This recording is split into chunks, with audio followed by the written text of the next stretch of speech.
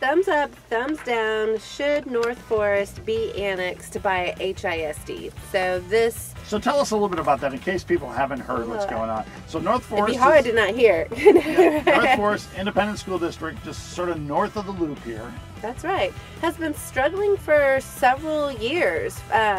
I know 5-6 years ago, people were asking children at risk, the school district was asking children at risk to get involved and trying to come up with innovative solutions for the school district. They, for 3 years now, have been rated as unacceptable. Right. And so last week, Commissioner Scott said no more, and is shut down North Forest, the end.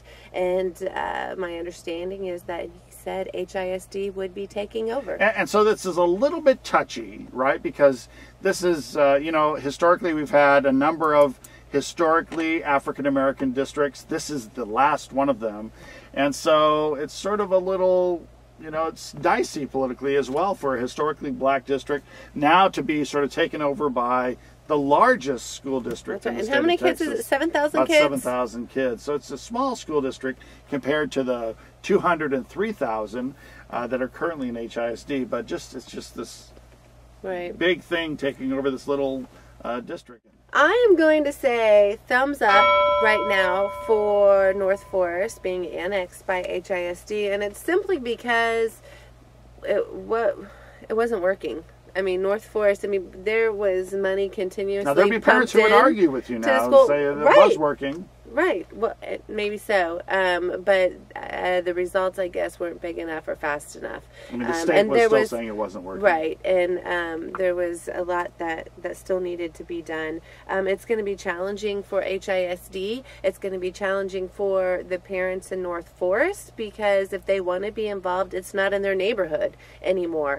Well, the schools are still in the neighborhood. Well, I completely understand the hesitation of it, and so I'm saying as of right, this should be an issue we come back to, thumbs up, thumbs down, because it might change. I don't know. Andy, what are you thinking on this? Is a big issue, right? I mean, usually we tackle here on this segment, we tackle sort of these little social issues, but this is an important issue for our community. Yeah, a big issue to walk into too. Yeah. Welcome to the show. Yes, what do you think? You. Welcome to the show. Now please touch the third rail. You know, I don't know if I can give a thumbs up or thumbs down, because the question that I have is, who is the expert? Can we honestly say that HISD is the expert and can be the district to come in and take over a community? Because when we think about North Forest ISD, we think of our schools being within a community. And some of the challenges that I see with Houston Independent School District is the school is a school, but not a school within the community. And if we really want to make sure that our children have a circle of success, we need to create a community that is successful. And we need to invest in not only that school, but we have to invest in the community. So what do you say to a community like North Forest, which they've been trying over and over and over to have a successful school district, but over and over and over again, really in terms of academic results, they haven't been there? Yeah, and it's challenging because a part of me feel like, have we really maxed out all of our opportunities? Have we maxed out investing in that community with the financial contributions that need to be made to make sure that the children are successful? And how is North Forest comparable to those school districts within HISD, for instance? That's also unsuccessful.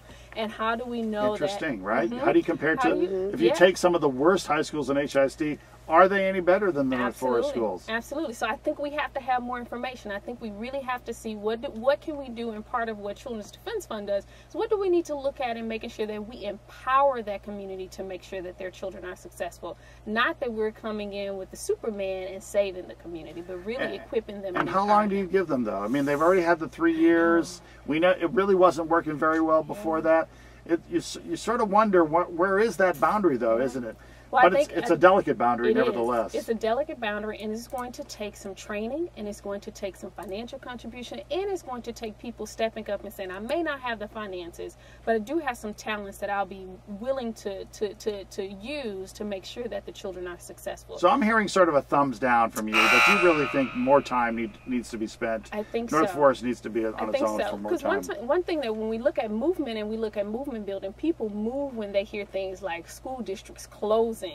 Then I venture to say there are going to be some people that'll step up to make some things happen. If we gave them some more time, we may see a different side. When you look at what has historically happened with the kids in this district, I mean, Brandi, I agree with you. There's some bad high schools in HISD, but historically those North Forest schools have been always at the bottom.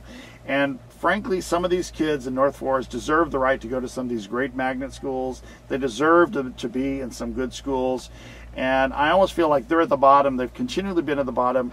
They've had such a lack of leadership in North Forest. You know, the last good superintendent was Butch Carroll. Once he moved over to Beaumont, where he's been a great superintendent, they've never really had good leadership in North Forest. And so I'm going to say clearly this is going to be a good move. Unfortunately, it's a good move. Do I wish they had a great superintendent and they could get their act together? Yes, but it hasn't happened in many, many years. And so it's time. We can't wait. These kids need to have access to good schools. So I'm going to go with a thumbs up.